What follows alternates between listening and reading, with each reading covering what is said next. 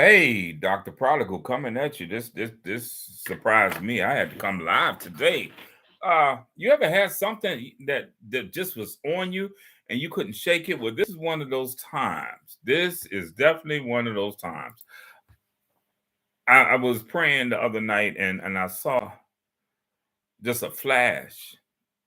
And then I heard just as plain as me speaking now that pride is unrighteous. No, unrighteous comparison is the DNA of pride. And I sat there and I thought about it. See, because I'm like I'm losing my mind with this one because I don't understand this. And you see, I got on my T-shirt today, Walmart special. Y'all crazy, and we have to be to follow the Lord. I remember a gentleman who came to the Lord out of gang banging in Newark, New Jersey. He said, in order to be Christian, you got to be gangster because you got to take some things that and here's some things and do some things that other people they're not required to do. And I never forgot that. I never forgot that. And I've always tried to find this young gentleman to see where he is now. But let me go back to the unrighteous comparison. Uh, that is the DNA of pride. Unrighteous comparison is the DNA of pride. And let's look at it. Let's go back to the law first mentioned of where pride was mentioned, and that was with Lucifer. So what did he do? He had an unrighteous comparison. I mean, you can't get no more unrighteous than that one. You think that you're going to be God. You assigned to be the praise and worship leader for God, and you just decide that you going to be like the Most High. I'm gonna rise up. I'm gonna do it all. But what started that? It started when he had an unrighteous comparison. He looked at God and said, "I want that." And to even to prove it, he hadn't changed when Jesus came. The Spirit led Jesus into the wilderness, but the enemy was still saying, "I want you to worship me like I was worshiping God, and everybody's worshiping. I want you to worship me like that." Now, the funny part about that, people always say that, "Oh, well, God couldn't have done it," and Jesus, yes, he could have. Jesus could have said, "Okay, I'm here in Israel at this time, Judea, whatever, and look at all this. You're offering me that. The unrighteous comparison would be that of this. Okay, I'm dealing with this, but I want to do that. I want that." And that's one of the things that we deal with. I've looked at people that, well, that person, they got this, or that wife does this for her husband, that husband does this for his wife. You have no clue as to what went into that moment that you're thinking that everything was good. So here we are again, unrighteous pride all over again. And what do we do with that? The unrighteous pride. So let's go a little bit further. We start with Lucifer. Let's go to Cain and Abel. Matter of fact, we're not even going to deal with the kids right now. We're going to deal with Eve. Immediately, Eve was listening to someone, and her and Adam both, they both had unrighteous comparison. Wait a minute, we're going to be like the Most High. What they didn't realize, they were already like it in their position. Wait a minute, he got something that we don't have, so maybe we not need to get this. And then it continued on. Adam, what is this you've done? Where's that woman you gave me? Let me get another unrighteous comparison. I'm cool. If it wasn't for her, this wouldn't even be going on. Okay, unrighteous comparison. Then look and how it goes down. Cain and Abel. It said Abel bought the first fruits of his flock, or the firstlings of his flock. In the process of time, in Genesis 4th chapter, that's when you begin, when you see the time is moving. That in the process of time, Cain brought an offering. So that in itself tells me many things. That before you give an offering, you need to have a firstling or first fruit. So that's telling me something right there. So now, oh, I just heard that. Okay, so the first fruit. Jesus was the first fruit of the brethren. He was the first fruit of us. Think about it. And we're the offering. present our bodies a living sacrifice, holy and acceptable, but we can't come to him unless there's been a first fruit. So now let's go back into the unrighteous comparison again. We see so many aspects in this. I mean, we see the prophet Gehazi. Like, wait a minute, this guy got all this, and the unrighteous comparison. My father in the faith in ministry, he ain't taking this, and it looked like he could use some of this money and a couple of new suits. So what I'm going to do, I'm gonna go get it for myself, so I can be there and I can go out and start my own ministry. I'm just putting a little eisegesis in there again. Pride, pride. But before that, it was the comparison that's in that DNA, and we can go all the way up into today. And this is where I really, really, really want people to think about today. How are we dealing with that? When you're looking at someone saying, "Oh, well, I don't know why they don't." Why are you even worrying about it? Because there's sometimes that now, if it's a righteous comparison, yes, I righteously compare myself to many different men of God because the Bible tells you to mark that perfect man. And Paul even said, "Follow me as I follow Christ." So that is a righteous comparison, not necessarily an unrighteous one. So we can do that, but when we want to look at it, yeah, well, they singing that song in the choir. Well, why they up there on praise and worship? Well, I don't see why he got to, do that, and why he on the pots and pans committee. Stop comparing yourself, because when you're comparing yourself, really what you're saying is that I want to be, or this is my benchmark. When God said that you're fearfully and wonderfully made, marvelous are His works. So here we are again, pride.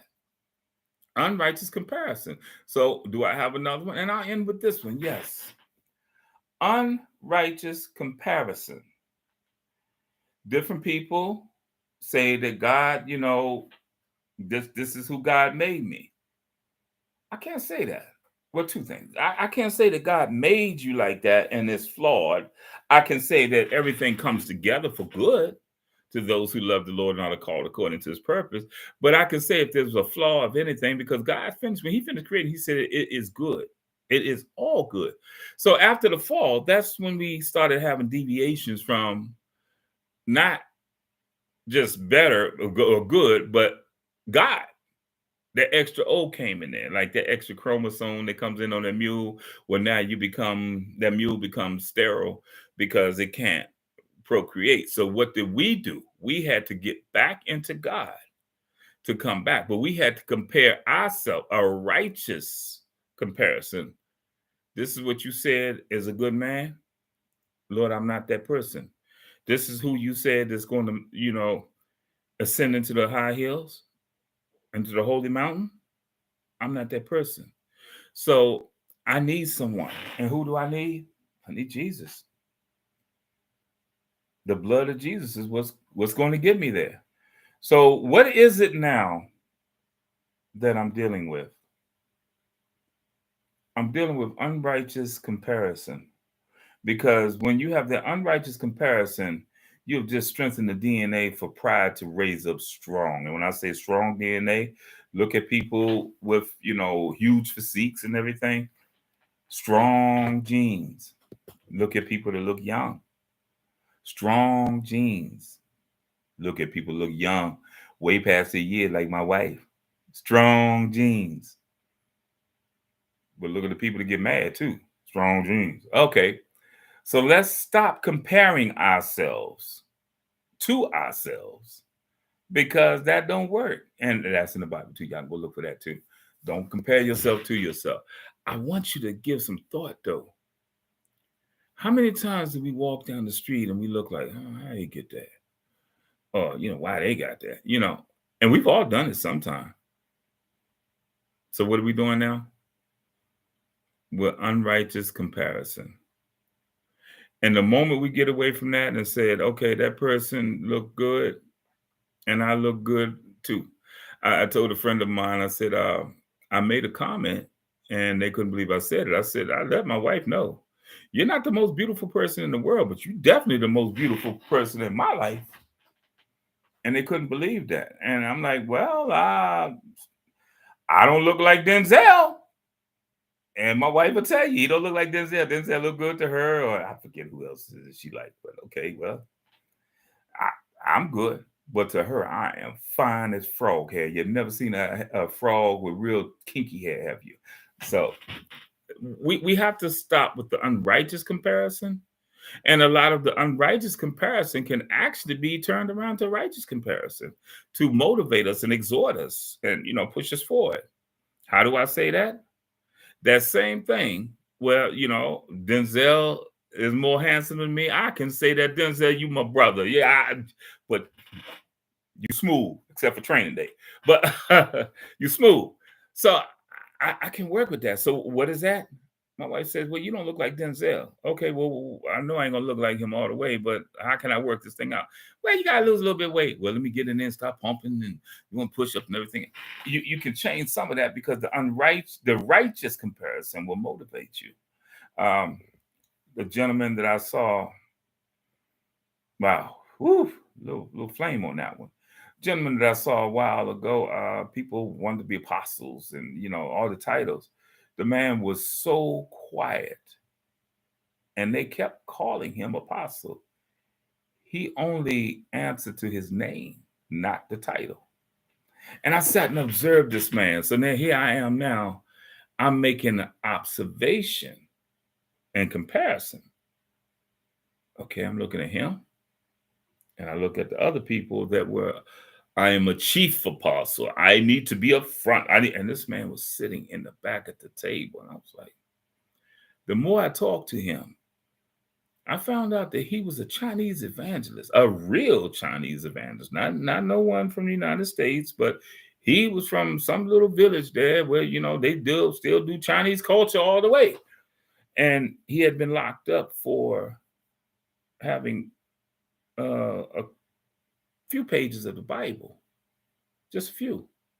And their jails aren't like ours. Their jails are not like TV and cable and heat and air. It's different workout. Oh no. I don't think there's many people to get returned. They have returned offenders in China or Siberia for that matter. But I just sat and listened to him, and I was amazed. This man was a true apostle. And as he was explaining that at that time, the government was giving you a year for every page of the Bible you had. So I probably said it before. How would I say? The book of Isaiah, in essence, would have been a life sentence for a few people, not just one, but a couple of people. That's the one that I'm comparing myself to. Am I that hardcore as a disciple of Christ? Am I that hardcore? Or is it more important for me to be something and then Christian? In his case, he was straight up disciple of Christ. I mean, all the way down to the bonds and possibly even being killed. Am I to that point? At that time, and even probably now, I'm still nowhere near where he was. But I never forgot him. I did a righteous comparison with him. Now the unrighteous one, and I can be honest. Not when I was first saved, but after that, I'm thinking I've been saved for a while.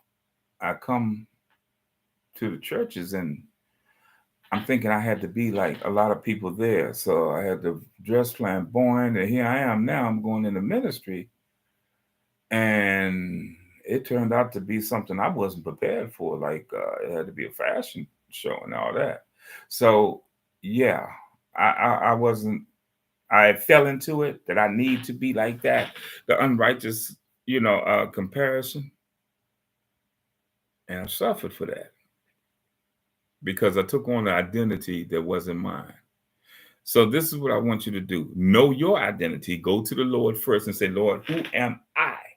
And then you make the comparison, because as you do it, you'll find out it's a whole lot less headache. God bless you. Be careful about the righteous the righteous and the unrighteous comparisons. God bless you.